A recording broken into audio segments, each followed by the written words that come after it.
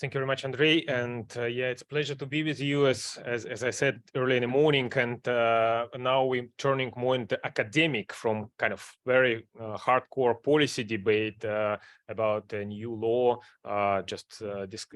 being discussed within the Parliament Commission to more kind of pure academic discussion, which would bring us to a little bit maybe beyond the horizon type of thinking about the digital ecosystems and how to deal with them.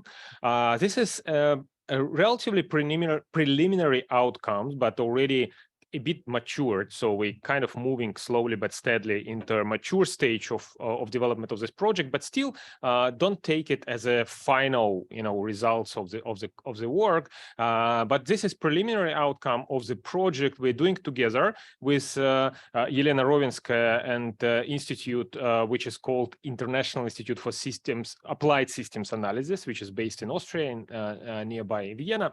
And this is multidisciplinary project, which brings together people from law and policy, competition law and policy domain, and hardcore mathematicians, biologists, ecologists, people who do work in a sphere called life sciences.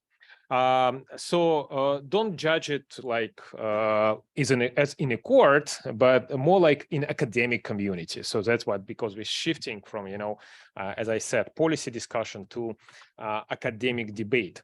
But question we pose and problem we try to analyze is actually coming from very practical sphere where businesses decide on their strategies.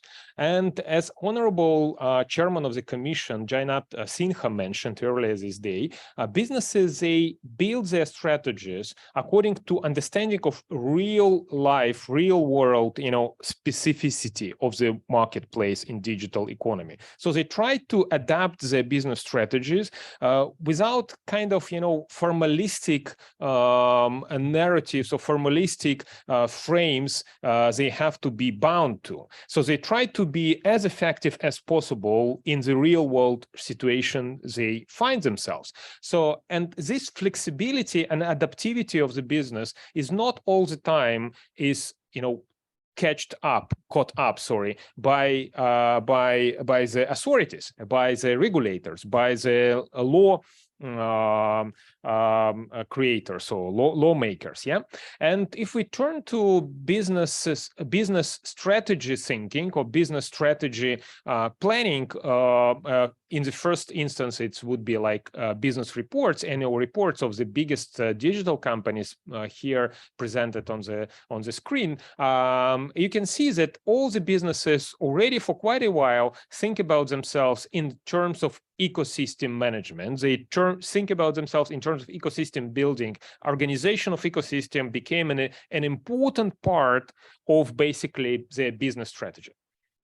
This is coming from business literature to a certain extent, and business strategy scholarship is a bit more practical and down to earth than law in general. Law scholarship tend to be very much into, big principles, theories, and ideas. And business strategy is a little bit, just utilitarian type of scholarship, type of work, intellectual work. So in business strategy literature, starting from seminal paper of James Moore from dated back to 1993, and we have a continuous growth of literature covering this topic with mentioning of ecosystem management, new type of competition, which they call ecology of competition, basically referring to ecology of the natural interaction of natural subjects, agents which are present in the nature, in real ecosystems, in ecosystems coming from, surrounding environment. And this reference on this metaphor, this comparison to ecology, ecosystem, is actually established trend within both business strategy and business processes, and business literature. Actually, businesses, they quite adaptive from basically the inception. And when we turn to the roots of antitrust, when antitrust was born, we can't, avoid the first so-called mother trust, according to Britannica Encyclopedia. It's a Standard Oil company established by Rockefeller. And, Standard Oil itself was organized under some sort of very loose, to a certain extent, kind of, constantly changing, elusive in a way, principles. So the term trust itself, it doesn't refer to a corporate structure. It's a structure based on, deed of trust and on sort of quasi contractual arrangements. And this kind of flexible, adaptive organizational structure was is particularly built in this antitrust context to avoid regulatory pressure. For a number of years, more than 40 years, as we can recall, Standard Oil was actually avoiding regulatory capture and antitrust authorities because it constantly restructured, redesigned itself. This flexibility, this adaptivity of this business organization, of this mother trust, the Standard Oil company, actually allowed it to avoid any form of, control and containment from the government. In the industrial period later on, during 20th century, we had more structured, defined, and discrete forms of organizations coming into place. And this discrete form of organization, structured form of integration, which we call industrial firms or corporations, in the era of Fordist type of economic organization, they dominated the field, and they actually gave a birth of this technocratic antitrust, or antitrust we are mostly familiar with, because this technocracy or this type of organizational approach, organized approach to taming market power is coming from the understanding of markets and market power as industrial firms and industrial markets. And these industrial markets started to elude and developed and transform quite rapidly during the digital transformation. Digital era brought same features of the marketplace as were present during the period of inception of antitrust. And the modern digital platforms, they more resembling the way of organization of the initial, trusts of Rockefeller type of trust, of mother trusts of Standard Oil, rather than industrialist firms of the industrial era. This kind of striking difference coming from the way business capitans think about themselves, business capitans, leaders of the business world think about their companies. As Henry Ford was saying, everything should be done according to the plan and should be very well, planned, executed according to this initial plan, and should be extremely well designed. So the good corporation is well planned enterprise. Jack Ma, to the contrary, is perceiving himself and his company. He uses this analogy as a riding blind man on a blind tiger. So he doesn't know what he's doing. He doesn't want even to know what he's doing. It's just happening. It's some sort of intuitive governance in a position to very much rationalized, structured, well-planned government.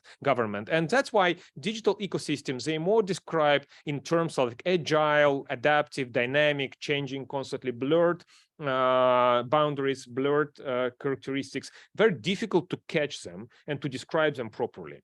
So this actually brings us to understanding of quite striking differences between industrial marketplace, industrial organization, industrial markets, and digital economy. And here, probably a little bit tiny script, tiny letters, but in principle, the idea is we can distribute this slide so for your further reference if you want. But in principle, there is a difference in attributes of industrial marketplace, industrial economy, and digital economy, mainly coming from this basic difference which I described earlier on. So determinism against unpredictability, some sort of irreversibility of things, very difficult to fix them because they're flowing constantly, and reversibility, continuity, and some sort of, tipping points, non-linear effects, and stuff like this.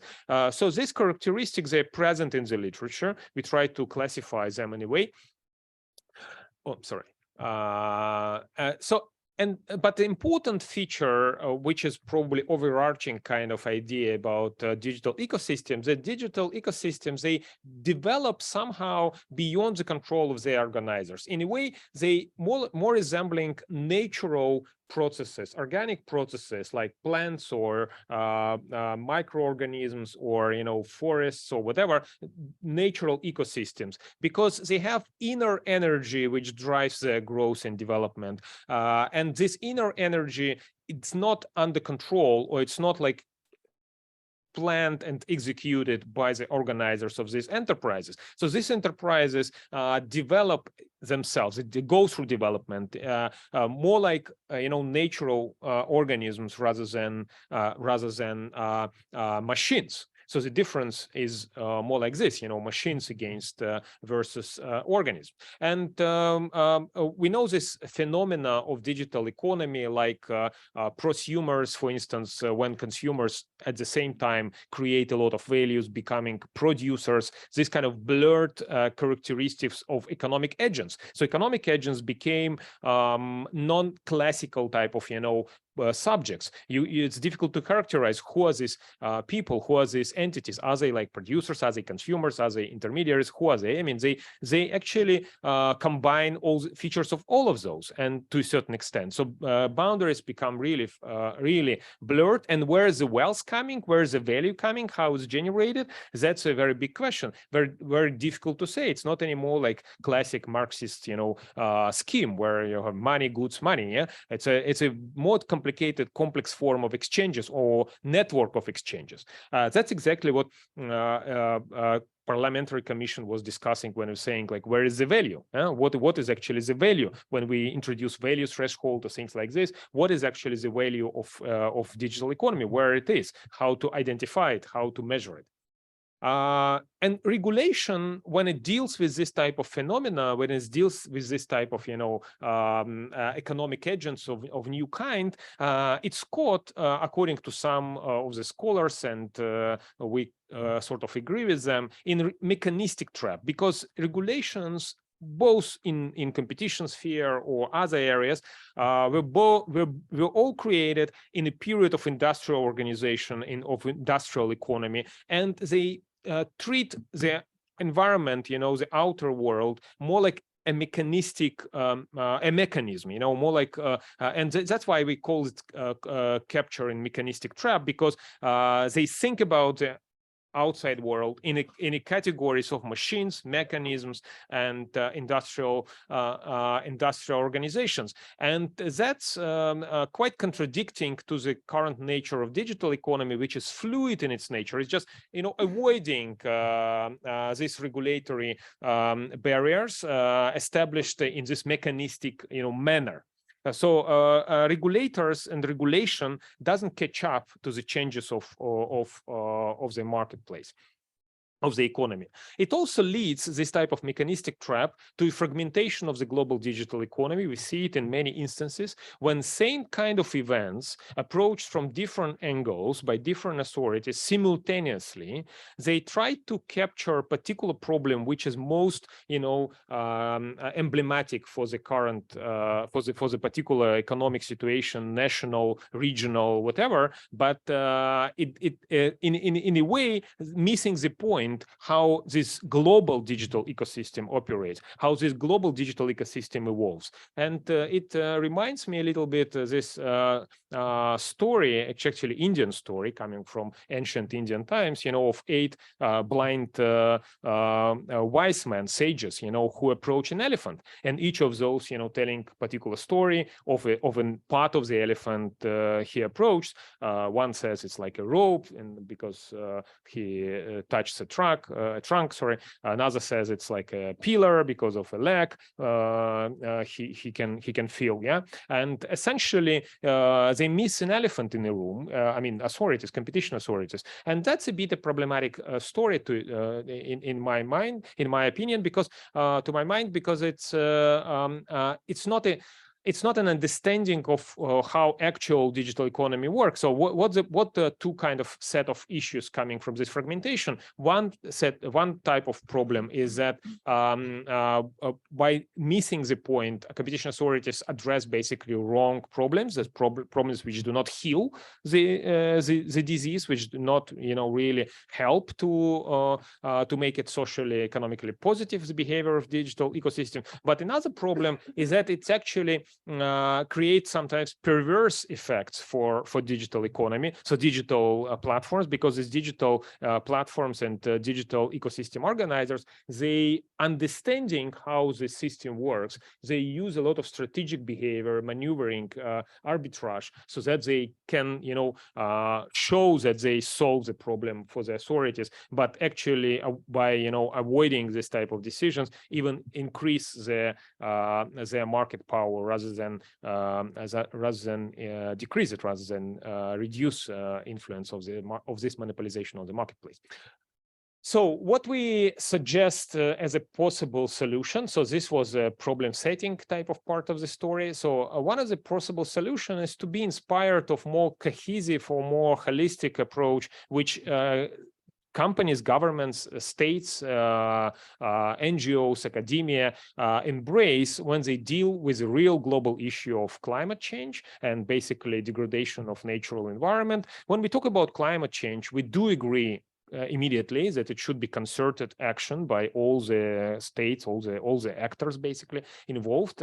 So you can't deal with this, on national basis. So you should have an international framework. You should have working mechanisms comprising all the things.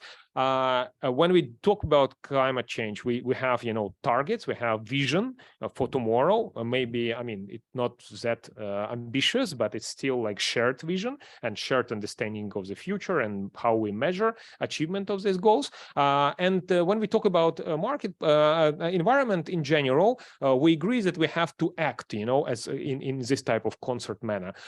In economic environment, it's going actually in opposite direction, more fragmentation rather than concerted action, less unified or shared vision, more like diverse vision about the future, zero understandable about how to measure our progress, a lot of opportunistic behavior, very short sight and stuff like this. But economic environment and natural environments, they kind of two sides of the coin, or I don't know, Shiva Shakti type of combination, in yang. You always have duality of things. That's it's rooted in the nature of things, in the history and philosophy. Any kind of religion tradition accepts this, this duality, and this duality is an important parameter we have to deal with. That's what we propose. Ecological thinking about marketplace, about digital environment we live in, about digital ecosystems, about companies which behave in this environment, which act in this environment, and about competition authorities, how they can adapt themselves, how they can become adapted to this environment, how they should become adaptive to this environment, not only adapted, but also adaptive, because the environment changing constantly. So this eco-antitrust also inspired by quite basic understanding how the world operates. This 5 elements thinking, which is, part of any religious and cultural tradition, it accepts that world surrounding us consists of different elements which goes in cycle, and cycle is a very important cyclical nature. Like cycle is a very important notion or metaphor, if you want, how you see the world surrounding you. You don't think about the world in static manner. We all live through cycles as human beings, as organisms, individual ones, also as communities, as ecosystems, as countries, as continents. We're approaching spring. think it's a part of the cycle. So seasons changing, our life is constantly changing according then day-night cycle. We born, we mature, we die finally, and that's basically a typical way any living ecosystem evolves through. It goes through different elements. And also important to understand that in dynamic sense, everything goes through cycles, and this basically fundamental characteristic of any ecosystem. Yes, where if we refer to thing as eco means alive. So being a living organism means you go through cycles. I mean, otherwise you don't live. I mean, there is no other way to continue living, to sustain living actually, rather than going cyclical. But also, if you look at any living organism and any living ecosystem through the prism of this type of 5-element matrix, you can see that there is also internal dynamic between different elements, relations between different elements. That's what give you like some sort of holistic understanding of the phenomena. It's quite heavily used in traditional medicine, Ayurvedic medicine as well. And I talked with Ayurvedic doctors, and they use it quite intensively. They maybe use different terms, but the basic principles are same. That's a fundamental knowledge about the world surrounding us. When you treat things, when you want to get out of disease, first thing you try to understand how not to allow this disease to happen. Yeah, that's a very important thing. That's how traditional doctors think about their mission. They're not there to constantly feed you with medicines. They're there to allow these bad things to happen. To sustain your healthy living. Yeah, that's the main most important task for any decent traditional doctor. But also, when you deal with disease, how you treat it, how you basically cure it, you have to understand the dynamic within different elements and how they interact in both dynamic and static manner. That's how we can apply it to basically economic ecosystems or some sort of economic events, phenomena like marketplace. For instance, take an Android case, very well-known case, first decided by the FAS Russia, but competition authorities of Russia back in 2015. Then competition authorities of European Union followed up and basically used same type of theory of harm, and in many instances was inspired by Russian decision. Android case, it's a relatively well illustrative case for dealing with ecosystem. Android platform, probably you're aware about the case, but I just say a couple of words about the facts. So Android platform was bought by Google, was first developed by independent developers as open platform, open operation system for mobile devices. And this openness was a very much signature characteristic of the birth stage. When it was open and accessible for everyone, a number of users and developers who were appealed by this, openness, were attracted by this openness, they increased dramatically. It was an enormous growth, and the birth stage of the development of Android ecosystem was actually coming through this openness, through this, inclusiveness. Then it was acquired by Google, and Google poured a lot of resources into the development of Android ecosystems. That's where we reach a growth stage, an intensive exponential sort of growth phase where Android ecosystem, Android platform becomes a very big player and a very competitive player comparing to other platforms. And then it goes to quasi dominant position and actually reach dominant status at certain moment. That's where transformation started to happen. What Google started to do, they started to reduce level of openness, started to reduce level of inclusiveness, and substitute openness with some proprietary features. They introduced one after another, like frog in they boiled this this ecosystem like frog in this boiled frog in water when it's slowly reducing, increasing temperature. So that's nobody noticed how they found themselves finally in a very much proprietary closed ecosystem. And at this stage, we're moving from transformation, this is transformation stage, to externalization stage, where Google started to extract resources out of this openness and started to basically monetize and monetize their dominant status. Basically, they started to monetize these proprietary closed features of the ecosystem. And here where competition authorities started to intervene. Only at this stage, which is stage of externalization stage. You know, when Google started to harvest basically all the benefits, gains from this closed ecosystem. And when competition authorities intervene, they intervene by basically ordering Google to go back, to reverse the cycle, to say like, okay, now you make it open again and introduce some openness features. It doesn't work like this when we deal with natural phenomena, when you deal with like natural ecosystems. Pest doesn't go back to the tube, you know. You can't revert the development of a plant or of animal, you know. It happened already. So the only way to go forward is basically to turn this wheel forward and, you know, go into renewal stage, which is like essentially decay and, you know, sattva rajas tamas. So you have to reach tamas level, and something which is not appropriate for this ecosystem has to die. That's how life is organized. But competition authorities ignored this characteristic of a modern digital marketplace and tried to revert the wheel and put you know, ecosystem, Android ecosystem, back in the stage of, you know, growth or stage of transformation. That was a mistake. And that's what we want to overcome by introducing Ecoantitrust. And we developed a number of practical tools and templates and metaphors and visions. And those were all inspired by ecological thing, but ecology and biology. You know, ecology, biology, it's a huge spring well of knowledge. You know, already developed models, templates, mechanisms of understanding of development. I'm not touching much on this, but that's a model which was developed together with colleagues from YASA, and probably Elena will say more about this. But the idea, we introduce this trophic level analysis to the ecosystem management, and that's very important feature. When authorities or practicing lawyers ask us, okay, you gave a very nice metaphor, but what's next? So this is what we try to respond to.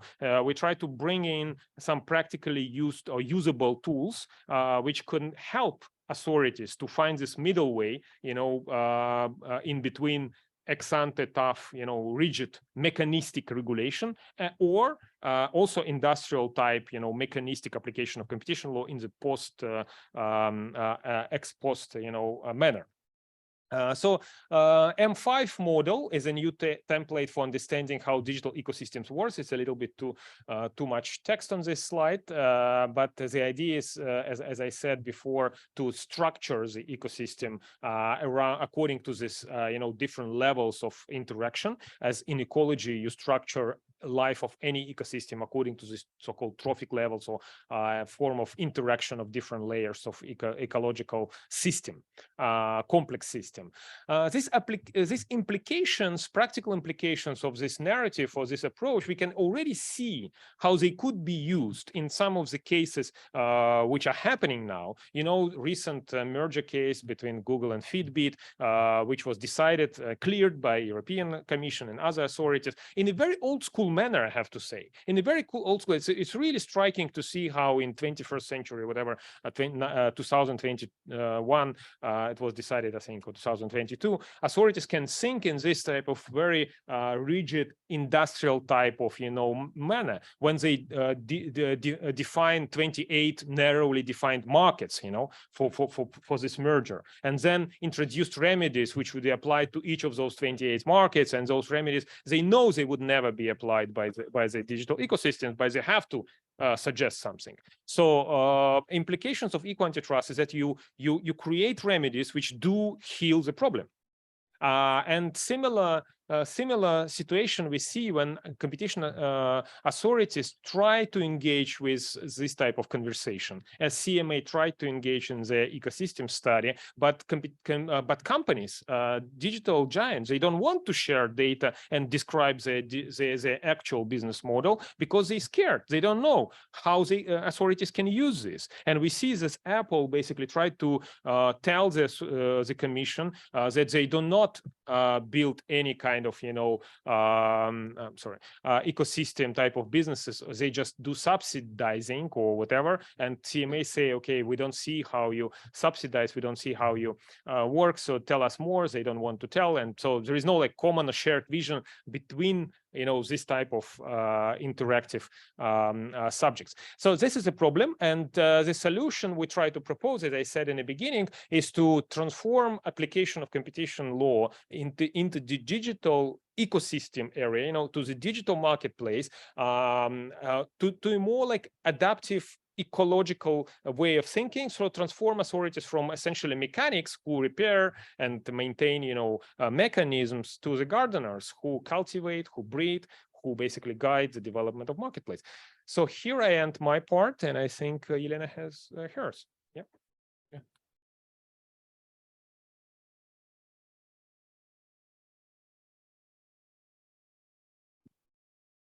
Yes, indeed. Thank you, Alexei, for setting the stage. So can we have the slides, please, on the screen?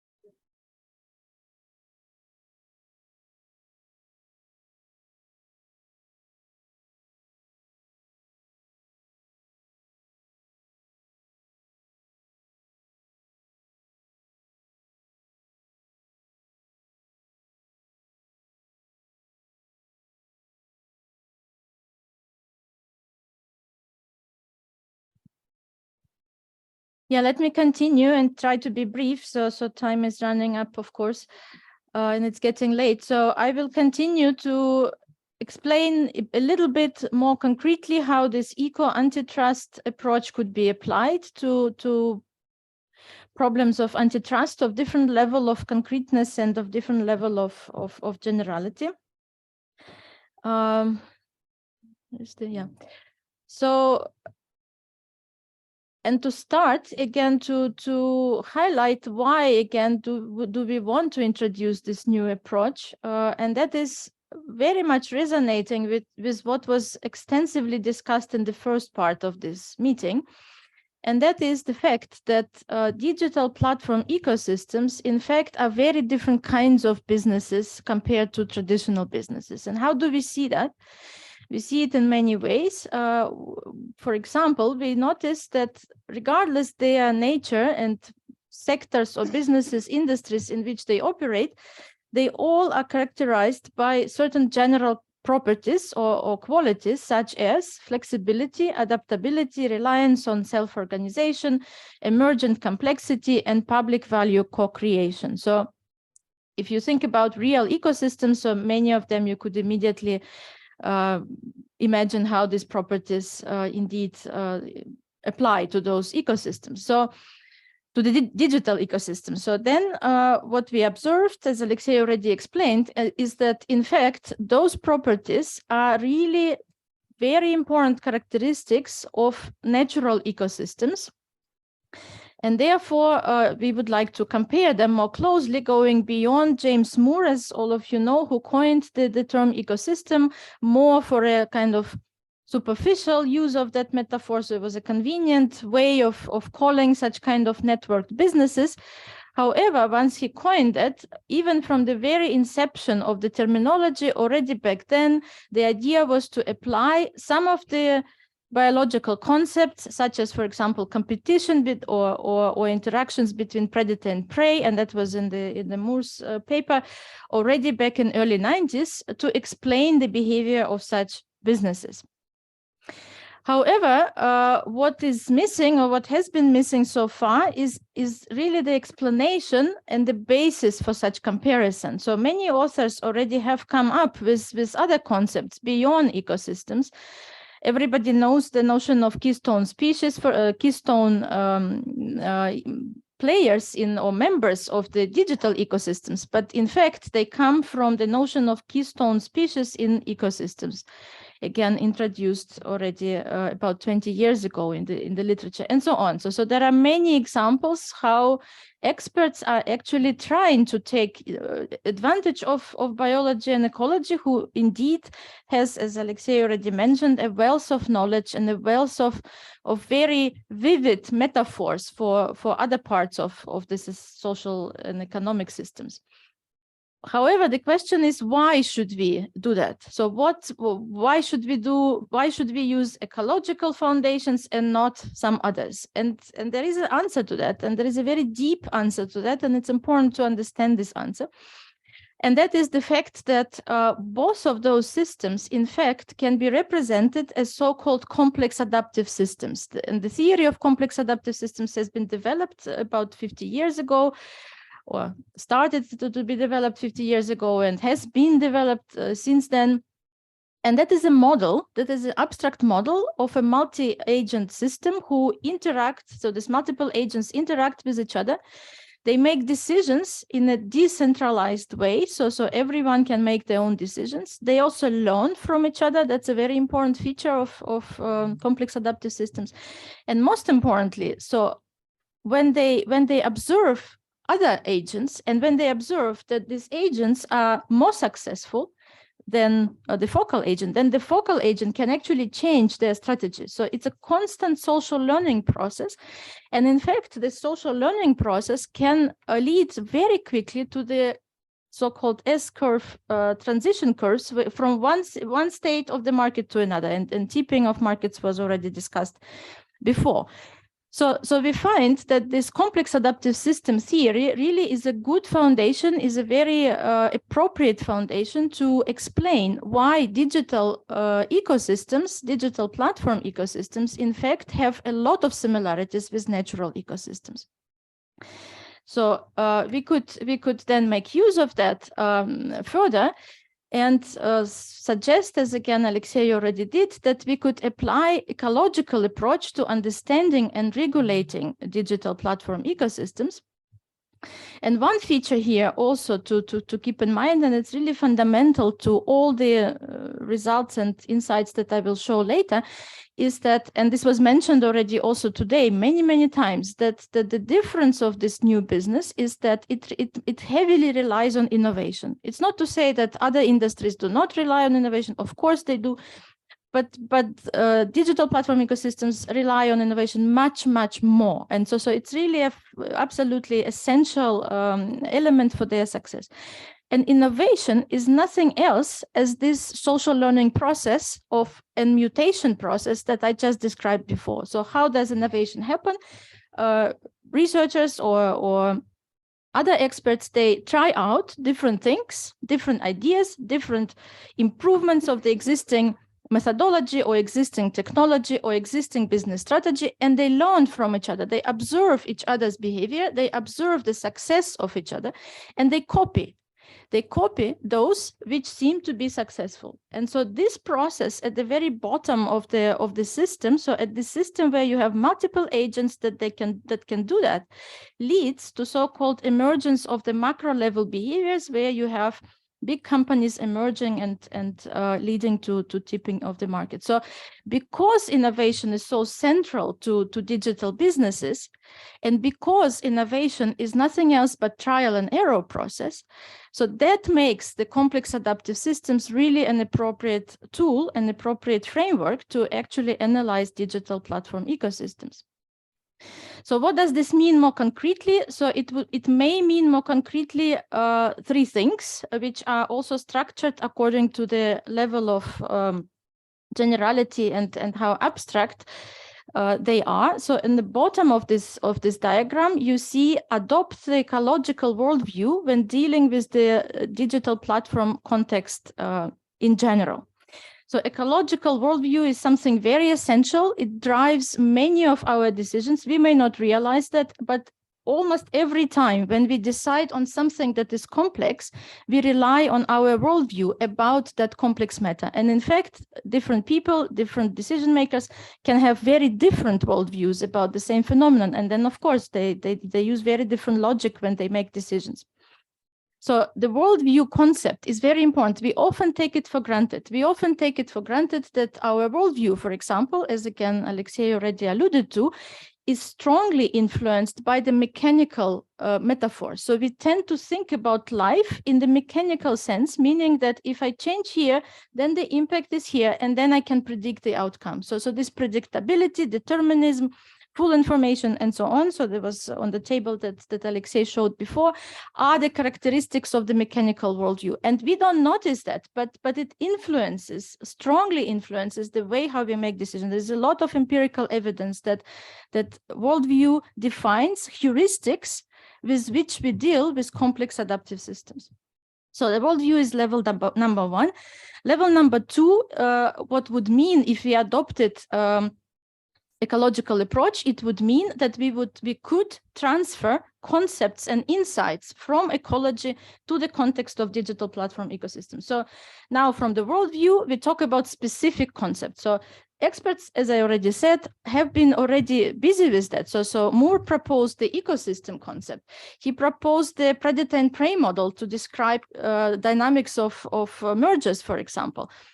Keystone species was proposed. Different network approaches were also proposed to study DPE. So in the literature, we already see that, but they happen here and there, and we so far have not been able to fully harvest. So we only scratch the surface. So with this cases that have already been proposed by experts, we only maybe cover 1% of the 1%, and the remaining wealth of knowledge is actually still sitting there for us to discover.